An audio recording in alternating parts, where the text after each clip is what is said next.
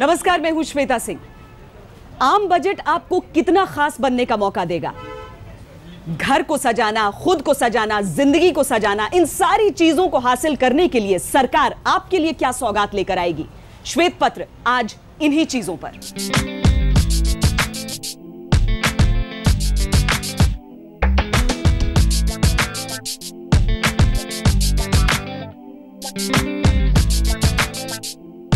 हिंदुस्तानियों को उनकी शॉपिंग के लिए दुनिया भर में जाना जाता है। अब तो हम विश्व के सबसे बड़े मिडिल क्लास कंज्यूमर मार्केट के तौर पर भी पहचान हासिल कर रहे हैं। अनुमान है कि 2030 तक भारत का उपभोक्ता खर्च 13,000 अरब $US हो जाएगा। ये तो हुई अच्छी बातें, पर क्या है सच्ची बातें? टीवी, फ्रिज, एसी तो छोड़िए, कूलर भी पहुंच से निकलता जा रहा है। इतनी महंगाई बढ़ रही है आज की डेट में, तो एक आम कूलर भी लेना हो तो कम से कम 10-12 हज़ार का है। इन्फॉर्मेशन, एजुकेशन, हर चीज़ के लिए ज़रूरी है मोबाइल, तो ऐसे में मोबाइल सस्ते होने चाहिए। मुझे नहीं लगता कि ये टीवी, फ्रिज, एसी, कूलर ये सब आम आदमी के पहुंच में होंगे, क्योंकि आज इतनी महंगाई है और हमें नहीं पता कि इस बजट में भी क्या होगा। कहाँ से आम आदमी के पहुंच में क्या कर सकता है? गरीब आदमी कुछ भी नहीं कर सकता है। इतने महंगे कर दिए हैं कि ले नहीं सकता, जेबों से बाहर है, घर के खर्चे पूरे नहीं होते, राशन पूरा नहीं होता, हर चीज़ में कीमतें बढ़ाई जा रही है। क्या कर लेगा गरीब आदमी? नहीं जी, बजट से पहले ही उन्होंने उसके सपने दिखा दिए, सामने क्या होगा ये तो बजट आने के बाद पता चलता है।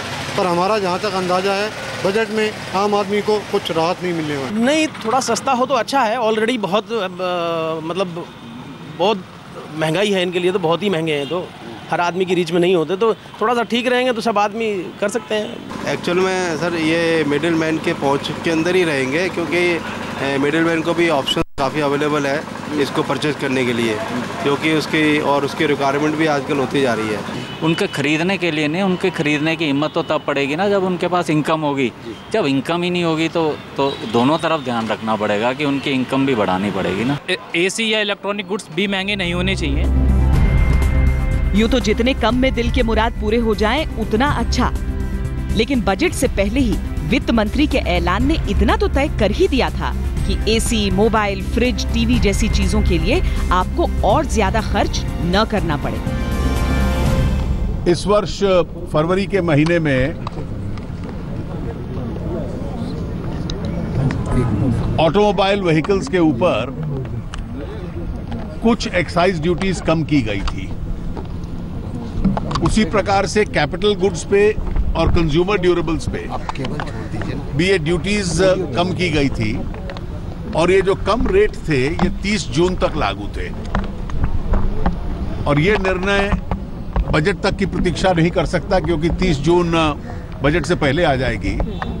तो इसलिए आज वित्त मंत्रालय ने ये तय किया है इन सेक्टर्स को देखते हुए कि ये जो कम की गई ड्यूटीज थी, इसका जो लाभ है जो 30 जून को समाप्त होना था, उसको 31 दिसंबर तक इस वर्ष तक आगे बढ़ा दिया जाए। दरअसल 17 फरवरी को तत्कालीन वित्त मंत्री पी चिदम्बरम ने अंतरिम बजट पेश करते हुए वाहन सहित कई चीजों पर उत्पाद शुल्क में कमी करने का ऐलान किया था। पूंजीगत वस्तुओं और कंज्यूमर ड्यूरेबल्स पर उत्पाद शुल्क को 12 से कम कर 10% कर दिया गया था। इसकी मियाद 30 जून को खत्म हो रही थी, पर अरुण जेटली ने इस राहत की मियाद को बढ़ा दिया। पर हमारी चिंता तो बजट के साल की है, तो क्या उम्मीद करें? ड्यूरेबल्स का डिमांड रहेगा आने वाले टाइम में, वो डिपेंड करेगा कि हमारा जो ग्रोथ है वो किस डायरेक्शन में जा रहा है, और ग्रोथ का डायरेक्शन तय करेगा कि हमारा मॉनसून का बिहेवियर कैसे रहता है।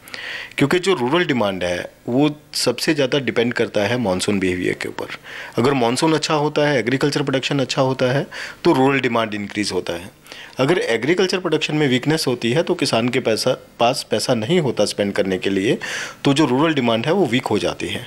तो आजकल जो पीछे के अगर हम कुछ सालों का ट्रेंड देखें तो अर्बन एरियाज़ में जो ड्यूरेबल्स का डिमांड है that is not increasing at a faster pace, वो ज़्यादा रेट पे नहीं बढ़ रहा है।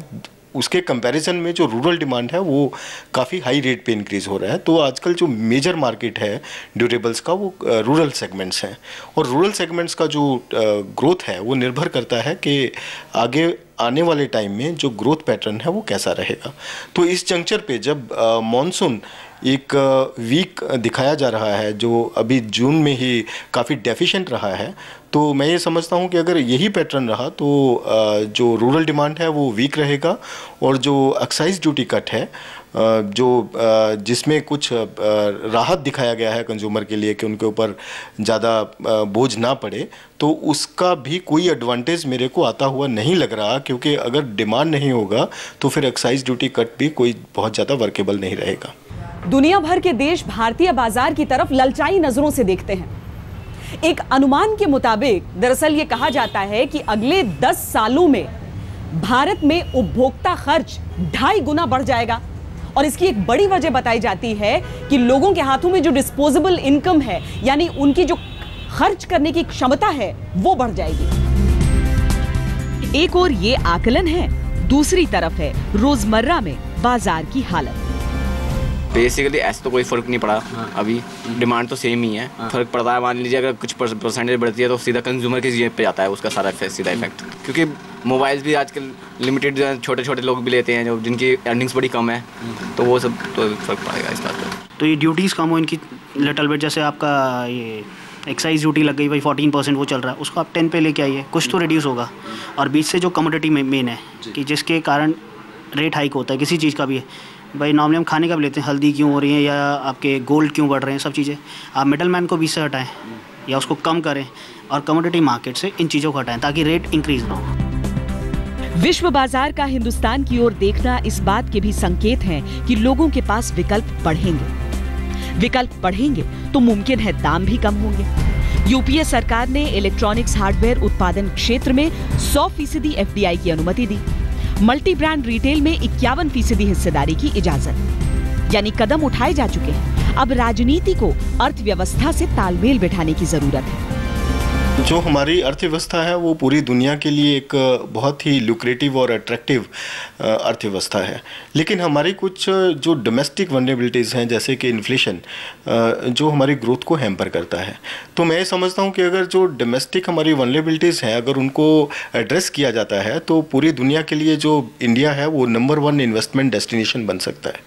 उपभोक्ताओं के लिए जो अगर विश्व बाजार इंटरेस्ट लेता है तो जो प्राइस कॉम्पिटिटिवनेस है वो बढ़ता है, और जो वेलफेयर है कंज्यूमर्स का वो इंक्रीज़ होता है, क्योंकि जब कंपटीशन होता है तो प्राइसेस जो है वो एक रेशनल लेवल पे जाके सेटल होते हैं। मुझे बजट से कोई उम्मीद नहीं है, हर चीज़ महंगी हो रही है, बल्कि मार्केट में पहले से ही भनक आ रही है। बिजली महंगी हो गई, कोल्ड ड्रिंक्स महंगे हो गए हैं, बहुत सब चीज़ें महंगी होती जा रही हैं। देखिए, किसी के साथ आश्वासन देना और बात है और उसको उस पर खरे उतरना वो और बात है। कहाँ तक सफल होंगे आने वाला बजट बताएगा और उसके बाद बताया जाए। अभी बजट क्लियर होने के बाद ही पता चल सकता है कहाँ तक बजट उनका पब्लिक के अनुसार है या नहीं है। He is taking some decision जो हमें यूपीए में नहीं देखने को मिला था। 1 महीने के अंदर उन्होंने काफ़ी स्ट्रिक्ट डिसीजन लिए, इवन दो पब्लिक ने बहुत सारे एजिटेशंस भी किए हैं कि गलत है या सही है, बट एटलीस्ट वो अपनी बात पे अमल है।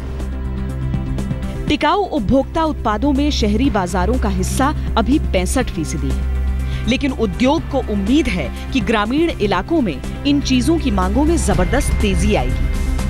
नीलसन की एक स्टडी के मुताबिक 2025 तक हिंदुस्तान का एफएमसीजी ग्रामीण बाजार 1000 करोड़ का हो जाएगा।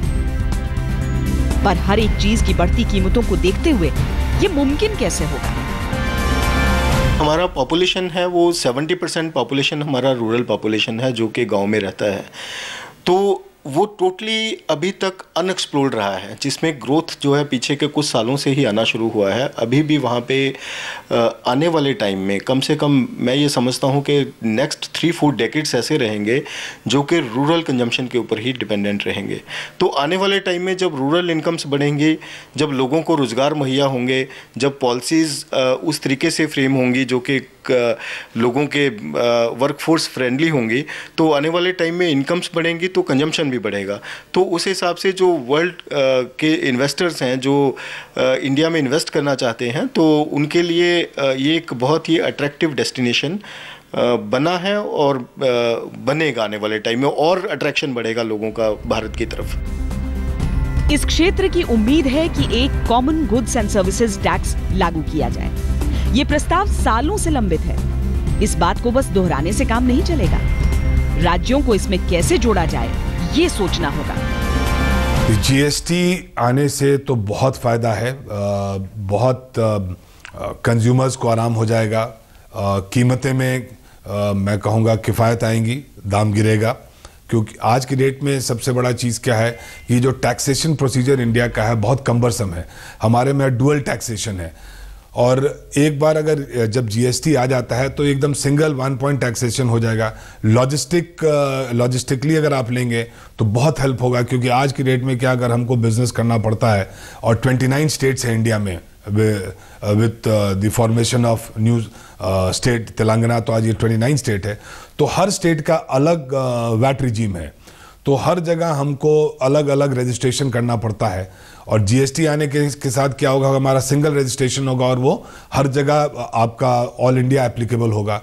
हमें ज़रूरत नहीं है कि मैं वेयरहाउस हर जगह बनाऊं, मैं टॉप 8-9 सिटीज़ में ही वेयरहाउस बना के हम चारों तरफ काम कर सकते हैं। हम एक ही जगह रजिस्ट्रेशन करके हम उसी के तहत हम कर सकते हैं, हमें डुअल टैक्सेशन नहीं देना पड़ेगा। तो definitely overall even for the industry benefit है, और कंज्यूमर्स के लिए जो टैक्सेशन का जो इतना जो अभी आज पूरा भार उनको पे करना पड़ता है, तो प्राइस और कंपेटिटिव होगा और उनको और जो दाम में जो उनको और कंपेटिटिव प्राइस में मटेरियल अवेलेबल होगा। सीधे तौर पर देखें तो उपभोक्ताओं की खर्च शक्ति बढ़े, निवेशकों का विश्वास बढ़े, तो सबके वारे न्यारे हो जाएंगे। वैसे सोने चांदी के जेवर हों, ब्रांडेड चीजें हों या इस तरह की होम अप्लायंसेज, इन सब की कीमतें बढ़ेंगी या घटेंगी? क्या संकेत मिल रहे हैं इस बजट में? हाथों में सजी घड़ी हो, ब्रांडेड कपड़े हो, एक ऐसा स्मार्टफोन हो, दीवार पर सजा एलईडी एलसीडी टीवी हो, बस इतना सा ही तो ख्वाब है। लेकिन हमारे आपके इन ख्वाबों को पूरा करने में सरकार की पूरी नीति लग जाती है। इस बजट में आपकी जिंदगी में कितने रंग भरने वाले हैं, चलिए देखते हैं। कभी उंगलियों, कभी होठों के बीच दबी कलेजे को फूंकती सिगरेट के दाम जरूर बढ़ सकते हैं। स्वास्थ्य मंत्री डॉक्टर हर्षवर्धन ने तंबाकू उत्पादों पर अधिक टैक्स की बात कहकर एक नई अटकल सुलगा दी। ये लगातार तीसरा साल होगा जब सिगरेट पर टैक्स वृद्धि हो सकती है। एक तरीके से तो ये सही है कि ये प्रोडक्ट बढ़ाने चाहिए ताकि इसका कम यूज़ हो, और जो भी टबैको और जो सिगरेट यूज़ करते हैं वो कम यूज़ करें। एक तरीके से महंगा है इसलिए यूज़ कम करें और ज़्यादा थोड़ा पैसे भी बचे। चलिए देखते हैं कि इस क्षेत्र के लिए क्या उम्मीदें हमें सामने नजर आ रही हैं। उद्योग की मांग है कि जो खुदरा निवेशक हैं उनके लिए वित्तीय बाजार में और मौके पैदा किया जाए। इसके अलावा जीएसटी को शीघ्र लागू किया जाए, साथ ही टिकाऊ उपभोक्ता उत्पादों पर कस्टम और एक्साइज ड्यूटी घटाई जाए। इसके साथ ही एलसीडी एलईडी टीवी पर कस्टम ड्यूटी को पूरी तरीके से हटाया जाए ताकि घरेलू उत्पादों को भी फायदा मिल सके। तो सेटअप बॉक्स के बारे में जो अननेसेसरी जो ये 12.5 से 14% वैट देना पड़ता है, और अगर उसी सेटअप बॉक्स को अगर आप चाइना से इंपोर्ट करते हैं तो आप एग्जेम्प्टेड है, कोई आपको वैट देने की आवश्यकता नहीं है। तो एक लेवल प्लेइंग फील्ड होनी चाहिए। अगर हम कस्टम ड्यूटीज़ की बात करें तो आज के डेट में अगर हम 19 इंच एंड अबव अगर हम पैनल इंपोर्ट करते हैं तो वहाँ कस्टम ड्यूटी नहीं है। बट अगर जो कि हमारा खुद आज की डेट में कलर टीवी जो मेन गरीब वर्ग के लिए, जो आज टीवी फॉर पुअर मैन जो कैथेड्रो ट्यूब है, जो कलर टेलीविजन है CRT, उसके अंदर हमें टैक्स देना पड़ता है, ड्यूटीज़ देनी 7.5 से 10% ड्यूटीज़ उसके कंपोनेंट्स में आता है। तो डेफिनेटली हमारा गवर्नमेंट से प्रोडक्ट लाइक कलर टेलीविजन उसमें एकदम ड्यूटी स्ट्रक्चर हटाना चाहिए। सो ये और कंपेटिटिव हो जाएगा अपने गरीब भाइयों के लिए, बिकॉज आज टीवी एंटरटेनमेंट का सबसे बड़ा मुख्य साधन है, but because of these duty structures ये थोड़ा एक्सपेंसिव हो जाता है।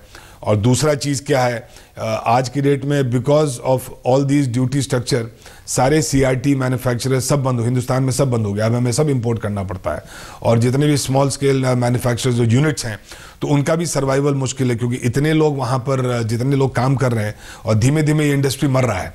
तो अगर जब तक गवर्नमेंट की तरफ से अगर इस टाइप का बेनिफिट नहीं मिले तो ये इंडस्ट्री ज़्यादा दिन नहीं चलेगा। सर्राफा बाजार में आजकल सुस्ती का रुख है, लोगों को सोने चांदी की कीमतों में गिरावट का इंतजार है। वैसे बजट में आयात शुल्क में नरमी के संकेत हैं। दरअसल मई में सोने के इंपोर्ट में 72% की भारी गिरावट आई। सरकार को व्यापार घाटा कम करने में काफी मदद मिली। ऐसे में सरकार जल्द ही सोने की इंपोर्ट ड्यूटी में कटौती कर सकती है, पर कीमतें कम होने के लिए अभी इराक संकट के हल होने का इंतजार होगा। हम भी उम्मीद कर रहे हैं कि सोने का भाव कम होगा, लेकिन ये सारा दारोमदार 10 तारीख पे करता है जब बजट आएगा। हम बजट की इंतज़ार कर रहे हैं। अगर बजट में हमारी ड्यूटी कम हो गई तो 10% आज की डेट में ड्यूटी है, अगर ड्यूटी 5% या 4% रह जाती है तो सोने का भाव डेफिनेटली कम हो जाएगा। हम तो चाहते हैं कि सोने का भाव कम होगा तो कस्टमर को लेने में बहुत ज़्यादा सहूलियत होगी, कस्टमर की जेब भी ये सहन कर सकेगी सोना को और खरीदना। सोने पर इंपोर्ट ड्यूटी घटने से ज्वेलरी कंपनियों को बड़ी राहत मिलेगी। पिछले 1 महीने में सोने में करीब 8.5% की गिरावट दर्ज की जा चुकी है। इंपोर्ट ड्यूटी में कमी की उम्मीद से सोने के साथ साथ चांदी में भी गिरावट गहरा रही है। पिछले 1 महीने में चांदी का भाव 3.5% टूट चुका है। कुल मिलाकर उपभोक्ताओं के लिए बजट से पहले चमकती उम्मीदें दिख रही हैं। ये देखिए कि पहले ही ऐलान हो चुका है कि मोबाइल, फ्रिज और टीवी जैसी जो चीजें हैं उनकी कीमतें नहीं बढ़ेंगी, और सरकार की नीतियों को देखते हुए आने वाले दिनों के लिए भी संकेत ठीक ही नजर आ रहे हैं। इसके अलावा सोने चांदी की कीमतें भी जो हैं वो कम होती हुई नजर आ रही हैं, लेकिन साथ ही अगर हम देखें तो सिगरेट के दाम बढ़ने के आसार जरूर हैं। यानी हम कह सकते हैं कि सरकार के सामने चुनौती बड़ी है, वो अपनी नीतियों के जरिए लोगों की जेब जो है वो गहरी कर दे, अर्थव्यवस्था की एक बहुत बड़ी समस्या हल हो सकती है। श्वेत पत्र में आज के लिए इतना ही। देश और दुनिया की बाकी खबरों के लिए आप देखते रहिए आज तक।